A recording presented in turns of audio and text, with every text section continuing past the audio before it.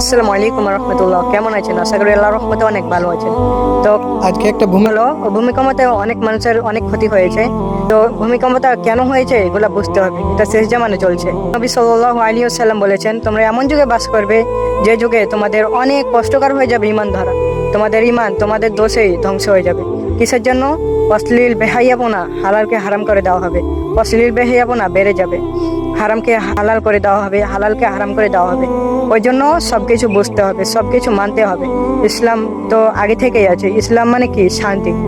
শান্তির ধর্মে থাকতে হবে, শান্তিকে বুঝতে হবে, শান্তি আনতে হবে। তাহলে কি না আমরা অনেক কিছু করতে পারবো। আর আমরা যদি এগুলা না বুঝি তাহলে আমরা কিছুই করতে পারবো না।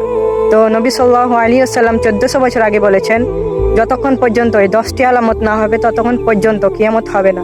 তার আজকে ভূমিকম্প হলো, ভূমিকম্পতে অনেক মানুষের কষ্ট হয়েছে। তো এটা তো না, এটা তো সামান্য একটা ভূমিকম্প। তো সামনে যে 3টা ভূমিকম্প আসবে, কিভাবে আসবে সেটাও আপনাদেরকে বলে দিচ্ছি। 1 নম্বর ভূমিকম্প আসবে পূর্ব দিক থেকে, 2 নম্বরে হলো পশ্চিম দিক থেকে, 3 নম্বর পৃথিবীর মধ্য থেকে। এমনভাবে আসবে 3টা ভূমিকম্প, মুনাফিক যত আছে সবাইকে ঢুকাই নেবে মাটির ভিতরে। যে তখন আস্তে আস্তে কিয়ামতের 10টি আলামত দেখা দেবে।